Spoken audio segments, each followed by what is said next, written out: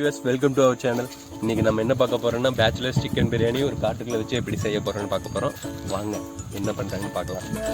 மத்த நாட்டு சுவையெல்லாமே ஒத்த வேலை உடைய போல சுத்தமான நம்மூர் சுவையோ ஆத்தா தந்த உசுர போல மூட்டி பாசம் கொட்டி சமைச்சது திண்டுக்கல்லு தலப்பா கட்டி நெய்யூத்தி நேசம் கொட்டி இழுக்குது திண்டுக்கல்லு தலப்பா கட்டி.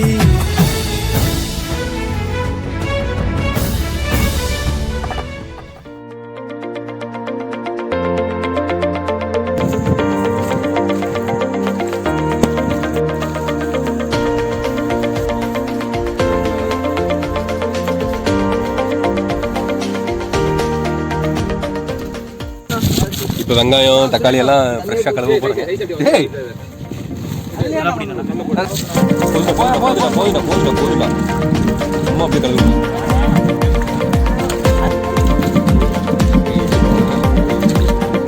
இப்போ பாருங்க ஃப்ரெஷ்ஷாக கழுவியாச்சு.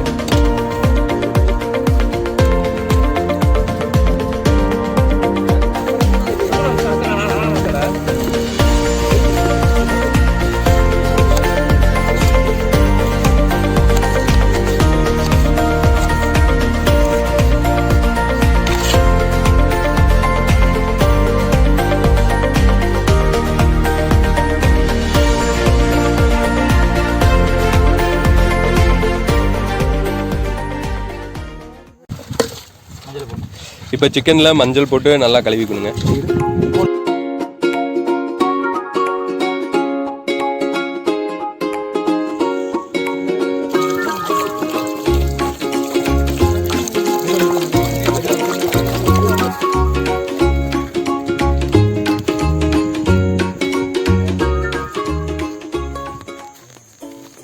இப்போ அடுப்பு ரெடி பண்ணிட்டு இருக்கேங்க.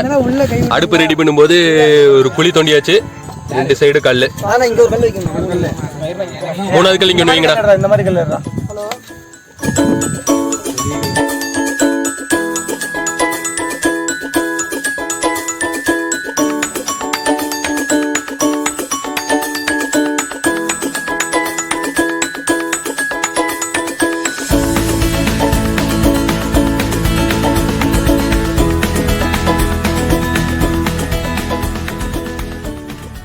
பார்த்தீங்கன்னா பிரியாணிக்கு தேவையான எல்லா பொருளும் ரெடி ஆயிடுச்சுன்னு நினைக்கிறேன்.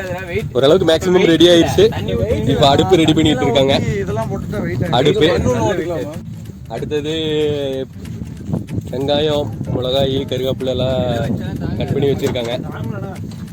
அடுத்தது பார்த்தீங்கன்னா இங்கே பிரியாணி செய்யறதுக்கு அந்த பாத்திரத்தை கழுவிட்டு இருக்காங்க.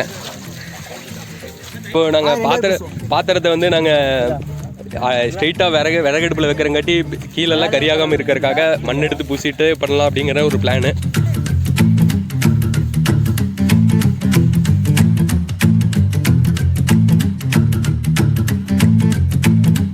இப்போ அடுப்பத்தை வைக்க போகிறேங்க.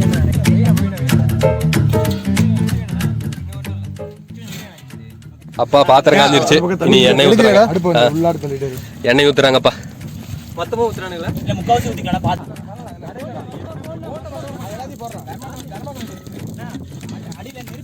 வெங்காயங்க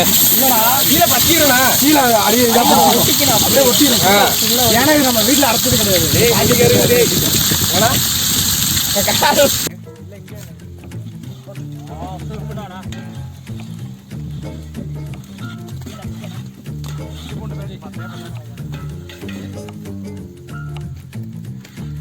இப்போ பிரியாணி ரெடி ஆகிட்டு இருக்குங்க. எண்ணெய் காஞ்சிருச்சு. எண்ணெய் காஞ்சதுக்கு அப்புறம் வெங்காயம் மிளகாய் போட்டாச்சு. அதுக்கப்புறம் இஞ்சி பூண்டு பேஸ்ட் எல்லாம் போட்டாச்சு. இனி சிக்கன் மசாலா பொடி எல்லாம் போட்டு தாளிச்சு விட்டு ரெடியான நல்லா இருக்கும், சாப்பிடுவோம்.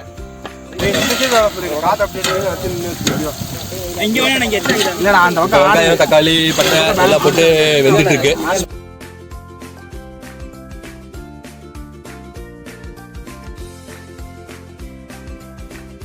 என்ன மசாலாடா? பிரியாணி மசால்.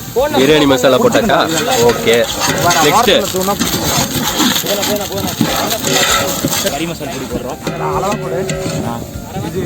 இதானே இது ஃபுல்லாக போட்டுக்கலாம். இது ஃபுல்லாக போட்டுக்கலாம்ல.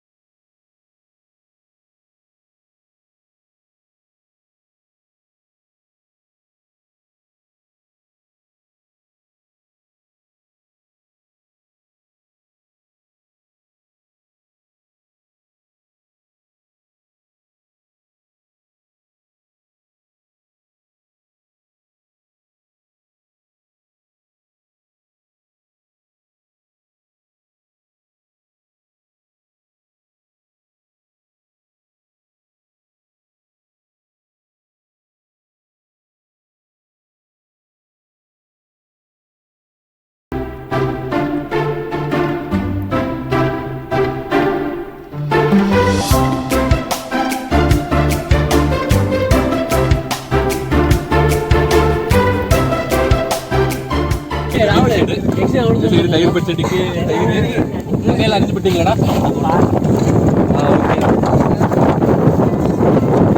வெங்காயம் மிளகாய் அப்புறம் என்ன போட்டீங்க? கொத்தமல்லி தலை. ஓகே. தயிர் எல்லாத்தையும் போட்டிங்களா? ஓகே. தயிர் ரெடி ஆயிடுச்சு. இந்த சைடு பிரியாணி, இந்த சைடு தயிர், நடுவில் சுரேண்ணா, நடுவில் மாஸ்டர் செஃப். பிரியாணி ரெடி ஆயிடுச்சு, தயிர் ரெடி ஆயிடுச்சு. இப்போ சாப்பிட்றதுக்கு ஆளும் ரெடி ஆயிட்டாங்க. இங்கே பாருங்க, லைனாக உட்காந்துட்டு இருக்காங்க.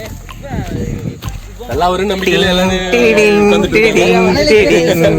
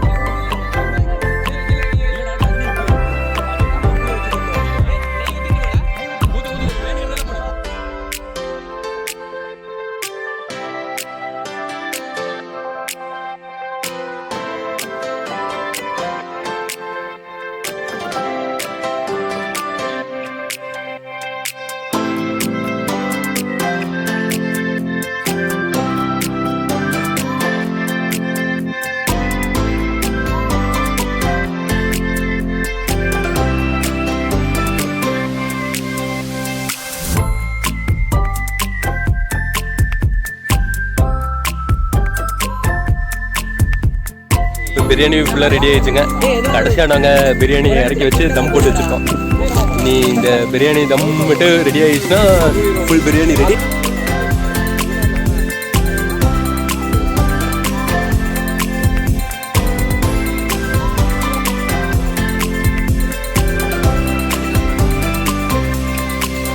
பிரியாணி ஃபுல்லாக ரெடி ஆயிடுச்சு. வாங்க எப்படி டேஸ்ட்டு எப்படி இருக்குன்னு பார்ப்போம். கொஞ்சம் போடு, கொஞ்சம் போடு. போட்டாங்க